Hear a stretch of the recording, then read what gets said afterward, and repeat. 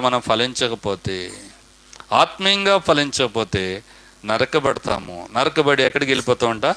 అగ్నిలో వేయబడతామని దేవుని వాక్యంలో రాయబడినటువంటిది ఉంది. కనుక సహోదరుడా సహోదరి, ఈ యొక్క సమయంలో మనం గమనించాలి ఎలాంటి ఫలాలు ఫలిస్తున్నాము.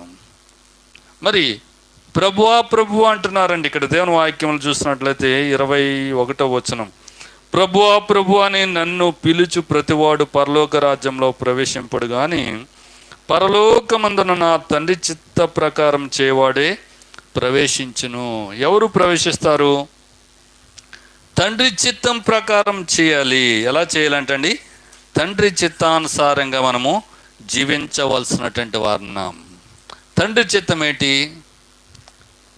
నన్ను పంపిన వాని విశ్వాసం ఉంచువాడే నిత్య జీవం కలిగినటువంటి వాడు. కనుక నిత్య జీవపు మాటలు కలిగినటువంటి వాడు యేసు